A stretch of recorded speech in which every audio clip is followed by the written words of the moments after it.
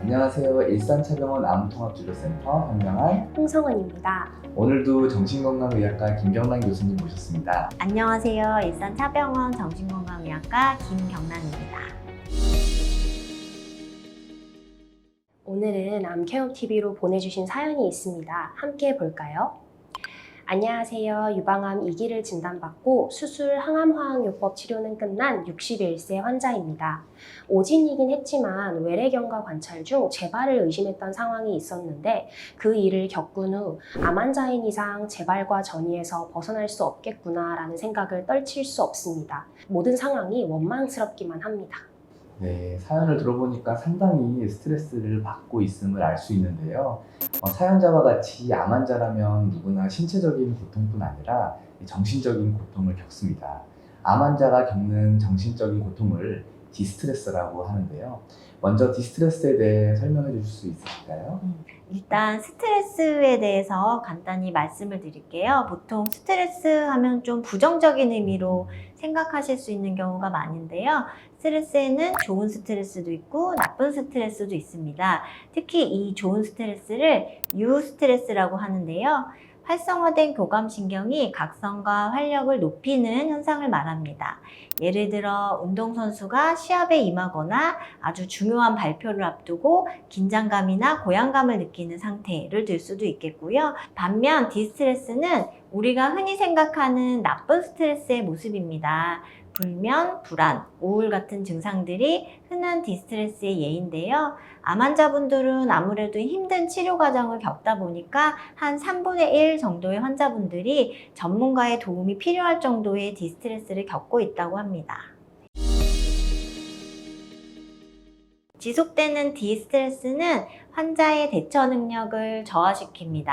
같은 상황에서 느낄 수 있는 통증, 피로, 구역이나 구토와 같은 신체 증상들이 더 크게 증폭이 될 수도 있고요. 예민해지다 보면 의료진과의 의사소통, 가족들과의 의사소통에도 문제가 발생하고 치료를 이렇게 견디는 능력, 치료 수능도에도 영향을 끼칠 수 있습니다. 이게 다 무슨 소용인가? 치료를 받으나 마나 무슨 마찬가지 아닌가 하는 생각에 사로잡혀서 약속된 병원에 가야 하는 일을 미루기도 하고 약도 잘 챙겨 드시지 않고 식사를 거르거나 하는 관리가 잘 안 될 수도 있습니다.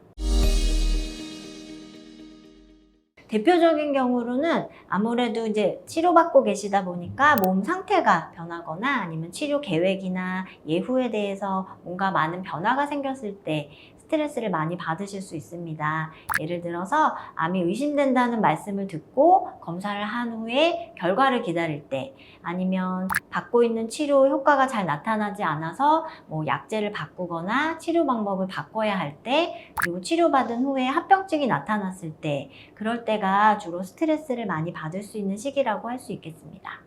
그럴 때는 병원에 함께 환자들하고 방문하면서 이제 보호자분들의 역할도 중요하고 또 환자의 일정과 컨디션을 잘 챙겨주는 주변의 역할이 필요할 것 같습니다.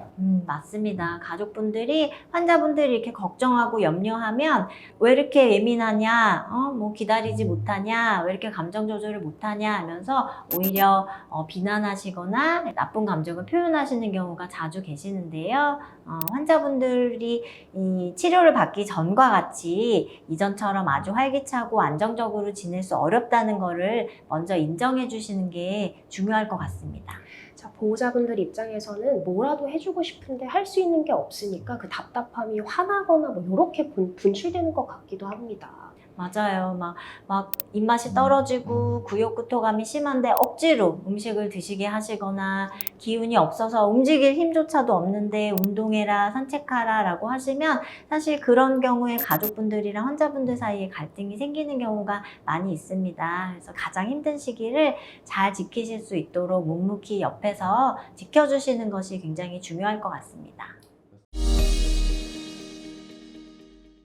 디스트레스도 좋은 스트레스로 바꿀 수 있습니다.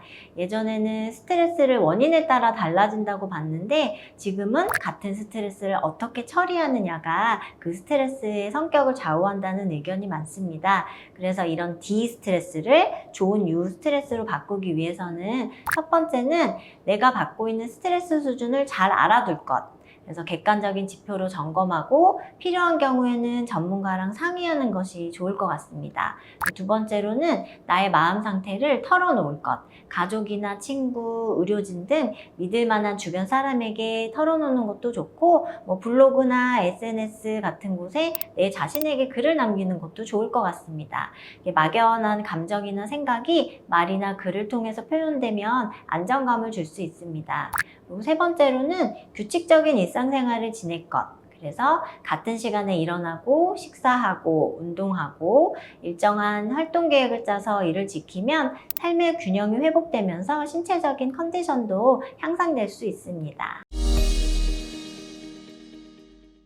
디스트레스를 평가하는 지표라는 것도 있을까요? 네, 그래서 우리 온도를 재는 것처럼 디스트레스 온도계 서머미터를 가장 많이 활용합니다. 그래서 0점이 전혀 힘들지 않다부터 10점이 매우 힘들다까지 디스트레스 정도를 평가하는데요. 우리 혈압 재고, 맥박 재고, 체온 재듯이 매일매일의 이런 디스트레스를 온도계를 통해서 점수하게 됩니다. 다 체크를 해봤을 때 문제가 있다고 판단이 되면 어떻게 하나요? 이제 각 사람마다 스트레스 요인도 다양하고 그날 이제 그 점수도 다 다양할 수 있겠는데요. 그래서 그 원인에 따라서는 약물 치료를 하기도 하고요. 아까 말씀드린 것처럼 관계상의 문제가 있다 하면은 가족 상담을 같이 진행하기도 하고요. 그리고 경제적인 문제가 스트레스의 원인이다 하면 병원 안에서 도와드릴 수 있는 사회사업적인 면들도 도와드릴 수 있고, 그리고 스트레스로 인한 긴장이나 이런 것들이 너무 지속되는 경우에는 이완을 할 수 있는 마음챙김이나 명상과 같은 그런 치료를 권유해드리기도 합니다. 교수님, 정신건강의학과 상담에 부담을 느끼시는 분들에게 한마디 해주실 수 있나요? 네, 암을 진단하고 치료하는 과정에서 예상치 못한 부작용들 때문에 고생한 적이 다들 있으시잖아요. 그런 것처럼 불면이나 우울감, 불안과 같은 정신건강의 문제도 어떻게 보면 병이 생겼다라기보다는 암을 치료하는 과정에서 생긴 일종의 부작용이자 현상이다 이렇게 바라보시면 받아들이기 편하실 수 있습니다. 오늘은 암 환자의 디스트레스에 대해 알아보았습니다. 궁금한 점이 있다면 댓글로 남겨주세요. 유익한 정보로 다시 돌아오겠습니다. 감사합니다.